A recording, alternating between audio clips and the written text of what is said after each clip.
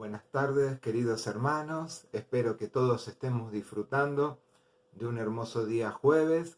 Los invito a compartir esta parábola que la encontramos en el Evangelio de Lucas, en el capítulo 18, los versículos del 9 al 14. Parábola del fariseo y el publicano. A unos que confiaban en sí mismos como justos y menospreciaban a los otros, dijo también esta parábola. Dos hombres subieron al templo a orar. Uno era fariseo y el otro publicano. El fariseo, puesto en pie, oraba consigo mismo de esta manera: Dios, te doy gracias porque no soy como los otros hombres, ladrones, injustos, adúlteros, ni aun como este publicano. Ayuno 2 veces a la semana, doy diezmos de todo lo que gano. Mas el publicano, estando lejos, no quería ni aun alzar los ojos al cielo, sino que se golpeaba el pecho diciendo: Dios, sé propicio a mí pecador.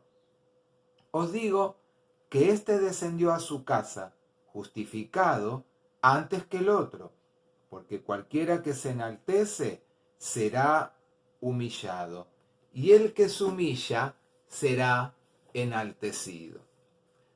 Hay una condición, venimos hablando en todo este tiempo de las parábolas sobre el tema del establecimiento del reino de Dios en medio del pueblo. Y una de las condiciones para realmente vivir en el reino de Dios es ser humildes. Jesús les habló a los discípulos sobre la llegada del reino. Y en estas dos últimas parábolas que estamos viendo, les muestra también a ellos y nos muestra a nosotros hoy cómo vivir en el reino de Dios. Ambas tienen que ver con la oración constante y con la humildad. Tanto la humildad era la de él, que se acercó a los niños, se acercó a los marginados, se acercó a los más humildes, a las viudas, como vimos también el otro día. No solamente se acercaba a Jesús, sino que los bendecía y declaró que cualquiera que no recibiera el reino de Dios como un niño, no entraría en él. Y entonces dice que estaba Jesús hablándole adelante también de otra gente, y él les dice esta parábola. Lucas en este evangelio no menciona a los fariseos, pero sí habla de gente que se creía justa y que menospreciaba a los demás. A ver, no todos los fariseos en el tiempo de Jesús se creían que eran justos y menospreciaban a todas las personas. Y no todos los discípulos tampoco eran tan humildes. A ver, ¿recordamos el pasaje donde Santiago y Juan intentaron tener el mejor lugar en el reino? Seguramente que para los discípulos no era fácil mantenerse, de no caer en el orgullo, porque ellos pertenecían al círculo más íntimo de Jesús y seguramente eran conocidos por toda la gente que los rodeaba, y no era tan fácil mantenerse dentro de lo que marca realmente ser un verdadero hijo de Dios. Ser tentados en el orgullo es una práctica que también nos puede resultar común a cada uno de nosotros, porque muchas veces confiamos en nuestras propias actitudes, en nuestra propia inteligencia, en nuestra propia manera de pensar, y sin darnos cuenta, a veces menospreciamos a los demás. A veces cómo pensamos o cómo actuamos, o como a veces no compartimos lo que otra persona tiene como alguna idea, o a veces no estamos de acuerdo en cómo la otra persona realiza algunas acciones, hacen que nosotros, sin darnos cuenta, nos mantengamos en nuestro propio orgullo de creernos que nosotros o la sabemos toda, como decimos ahora, o no necesitamos nada porque nosotros podemos autosostenernos y saber que todo lo que podemos o que nos viene para hacer, nosotros lo vamos a lograr. Y dice la palabra que la gente subía al templo a orar. Ya lo hemos visto muchas veces, que Jerusalén estaba más arriba, como la ladera de un monte, entonces el camino era hacia arriba para todos los que iban a la ciudad santa, y subía la gente a orar, y había horarios que eran los más tradicionales para ir a orar, que eran el de las 9 de la mañana y el de las 3 de la tarde. Y también sabemos que en el templo se ofrecían sacrificios que servían como expiación de los pecados de las personas. Pareciera que la oración de este publicano es como que le está suplicando a Dios una expiación, como él ofreciéndose para un sacrificio para que Dios lo perdone de tan mal que se sentía. Y entonces él intentaba alabar a Dios con sus palabras reconociéndolo. Y si nosotros nos fijamos, Jesús concluye la parábola diciendo que éste descendió a su casa justificados. Los fariseos trataban de guardar siempre el Torá, que era el libro de la ley, en medio de una sociedad, debemos pensar, donde estaba dominada por el poder romano. Y no era fácil, seguro, para ellos también mantenerse dentro de todo lo que les pedía la ley, en medio de un pueblo donde los romanos tenían y ejercían el poder político y militar también del lugar.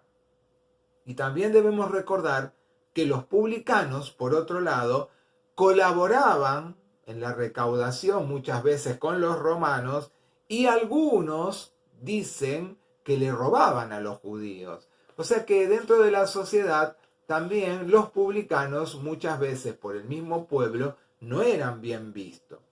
Pero aparece una actitud que es la del fariseo puesto en pie, y que en su oración no está mal el hecho de que él estaba en pie. Después veremos que el publicano también estaba de pie cuando oraba, cuando hablaba con Dios. Pero la actitud de este fariseo en su oración, por ejemplo, no existe la adoración a Dios. No existe una confesión en su oración. No existe un pedido de perdón a Dios.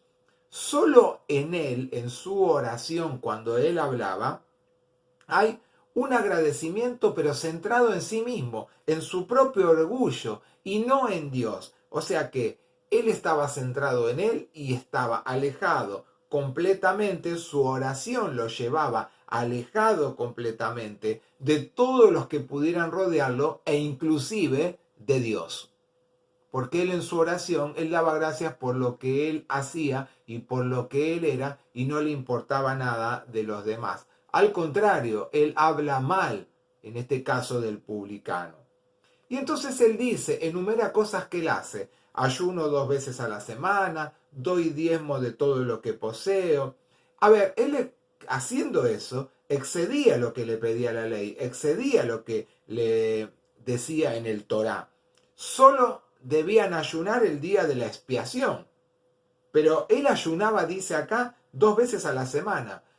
Aquellos que hemos practicado el ayuno, sabemos que requiere una disciplina y un compromiso también espiritual cuando nosotros realizamos el ayuno, y el motivo también por el cual vamos a ayunar. Pero también eso nos lleva a una relación más personal con Dios cuando practicamos el tema del ayuno. Y fíjense que él lo hacía 2 veces por semana. El tema de que él dice que ofrendaba de todo lo que tenía. Él solamente debía diezmar de lo que producían sus campos. Es lo que dice el libro de Deuteronomio en el capítulo 14, el versículo 22. Él solamente debía diezmar de eso. Sin embargo, él dice que daba a Dios, diezmaba de todo lo que tenía, de todo lo que recibía. O sea que él estaba superando lo que le pedía la ley frente a eso también. Pero él no le pide nada a Dios. Tiene todo lo que necesita.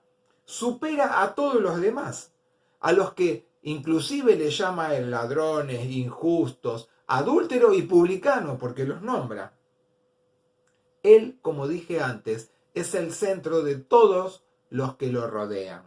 Él está separado con su vida de la vida de todos los demás e inclusive, como antes dije, de la vida que Dios esperaba con la cual él se pudiera relacionar en una íntima relación con el Dios de la vida. Nuestra comprensión en este tiempo de lo que es la salvación, si nosotros comprendemos lo que es la salvación, no podemos acercarnos al pensamiento que tenía este fariseo, a la actitud que él tenía, sino que debemos hacerlo, acercarnos a Dios de la manera que Él espera que nos acerquemos a Él para poder vivir verdaderamente la salvación que Dios nos ofrece cada día, viviendo y transitando en el día a día en el reino de Dios que Él se acercó y nos acercó a cada uno de nosotros. Nuestra comprensión de la salvación y nuestras actitudes nos acercarán a lo que hacía el fariseo o nos acercarán a lo que Dios espera de cada uno de nosotros.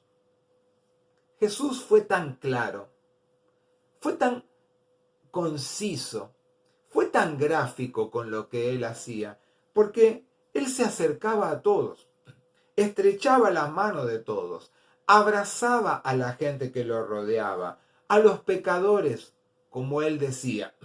¿Y para qué lo hacía? Para redimirlos justamente de los pecados y para incorporarlos, como hablamos en otras oportunidades, y traerles al rebaño de su Padre Celestial.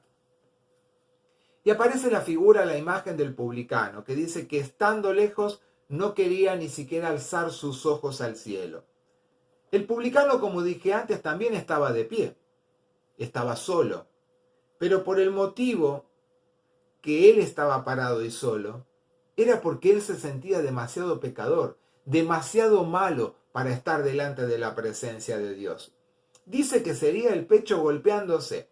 Solamente vemos este gesto en dos pasajes en el Evangelio de Lucas.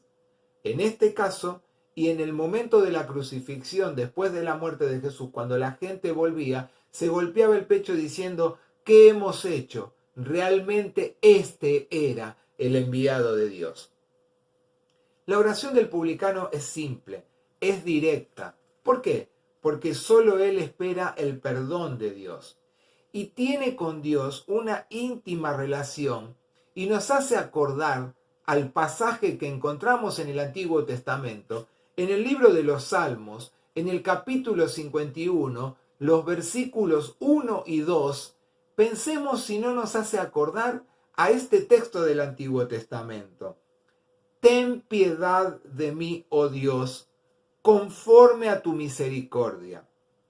Conforme a la multitud de tus piedades, borra mis rebeliones.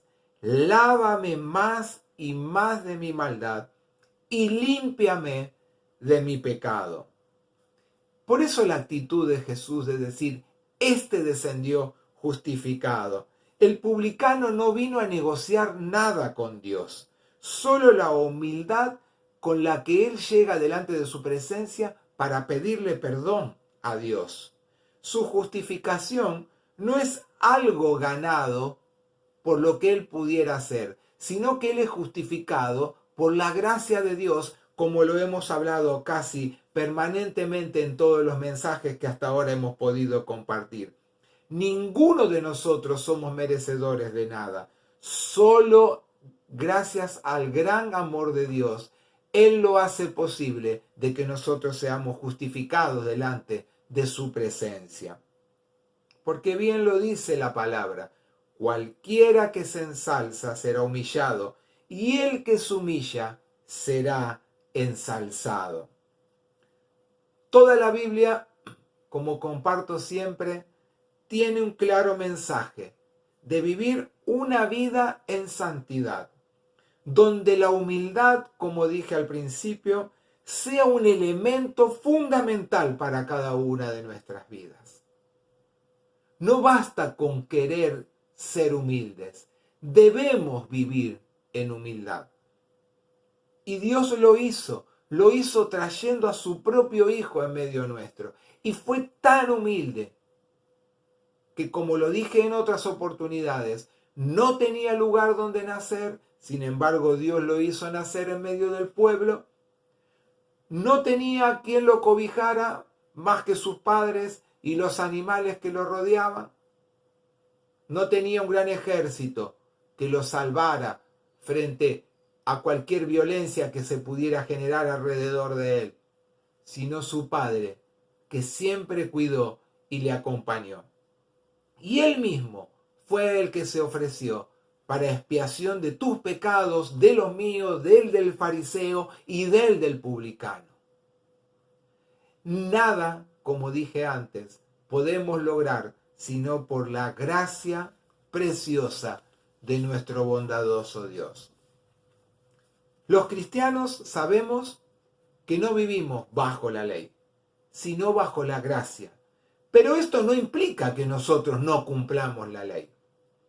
La ley es una cosa y la vemos en los reglamentos que debemos cumplir cada día en la sociedad donde nosotros vivimos. Y Jesús dijo, yo no vengo a abolir la ley, yo vengo a cumplirla. Pero al mismo tiempo les dijo, yo vengo a mostrarles un mejor camino, una mejor manera de vivir, una manera distinta que les va a acercar a aquel que muchas veces nosotros mismos nos alejamos de la presencia de nuestro Dios. Esta parábola del fariseo y del publicano muestra claramente que ningún estatus en el cual nosotros podamos vivir nos hace libres ni salvos. Nada que nosotros podamos tener nos va a liberar de la condenación si nosotros no hemos aceptado al Señor Jesús y decidido vivir como Él quiere que vivamos. Pero no porque nos obliga, porque nos ofrece una manera distinta y mejor para que nuestra vida vaya avanzando en una manera distinta, en una manera mejor, en una diferente vida que nos ofrece Dios para que nosotros podamos ser partícipes día a día de esa gracia e infinita bondad que Él tiene para vos y para mí. Debemos concluir pensando en esto en esta noche. Todos nos acercamos al trono de la gracia con los bolsillos vacíos y con las manos vacías. No hay nada que nosotros podamos sacar de nuestro bolsillo o que llevemos con nuestras manos que pueda liberarnos a nosotros de la condenación si, como dije antes, no recibimos al Señor Jesús como el Señor de tu vida y de la mía.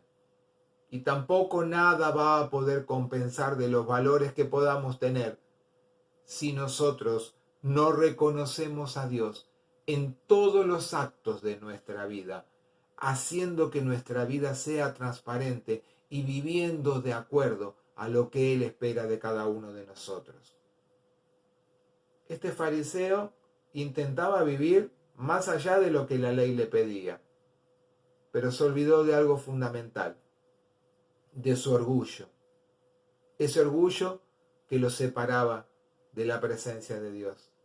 Este publicano no tenía nada para ofrecerle a Dios, solamente pedirle perdón humildemente para que Dios en su infinita gracia lo justificara, como dijo Jesús, que éste descendió justificado.